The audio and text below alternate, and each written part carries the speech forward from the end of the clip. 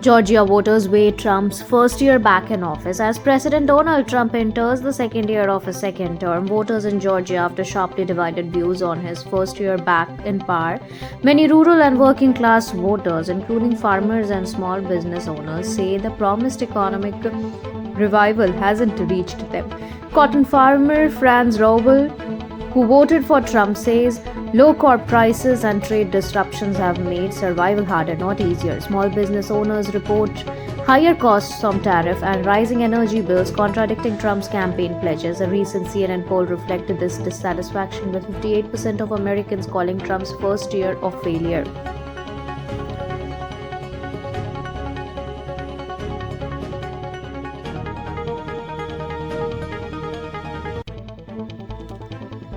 Trump floats tariff to pressure nations over Greenland annexation plan. US President Donald Trump has said he is considering imposing new tariff on countries that oppose his ambition to annex Greenland, arguing the Arctic island is vital for US national security.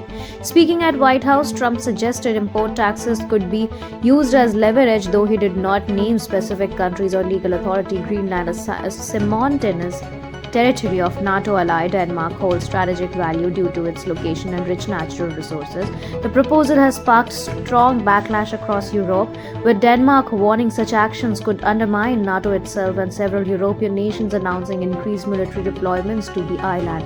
Despite diplomatic talks between US, Danish and Greenlandic officials, major disagreements remain.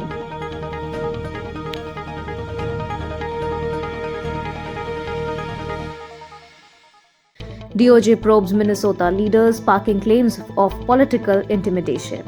The U.S. Justice Department is investigating Minnesota Governor Tim Walz and Minneapolis Mayor Jacob Frey for possible obstruction of federal law enforcement amid escalating tensions over immigration raids in Twin Cities.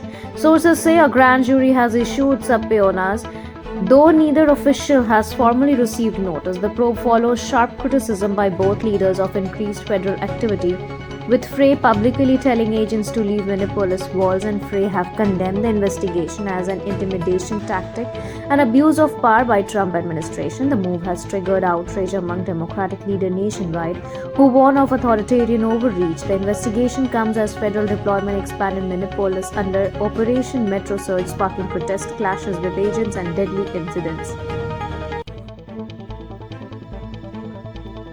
GOP's non-interventionist era comes to an end under Trump. Even if President Donald Trump ultimately avoids striking Iran, one reality is already clear: the Republican Party's brief non-interventionist phase is over.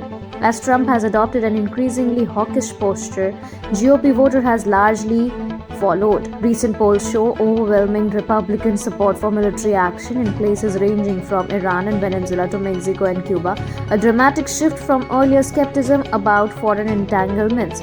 Support for less active U.S. role in global affairs has steadily declined among Republicans, while backing for the use of military power has surged. Though Americans overall remain wary of new conflicts and some of Trump's ideas face resistance, the GOP base is now far more open to military force than in recent years. Trump pardons convicted woman for second time amid wave of clemency.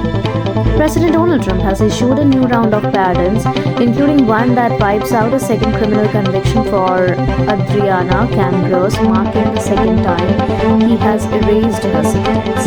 Cambros was convicted in 2024 in a fraud-related grocery resale scheme years after Trump commuted her sentence in an unrelated counterfeit energy drink case during his first term. The White House said her family was unfairly targeted and called the prosecution politically motivated.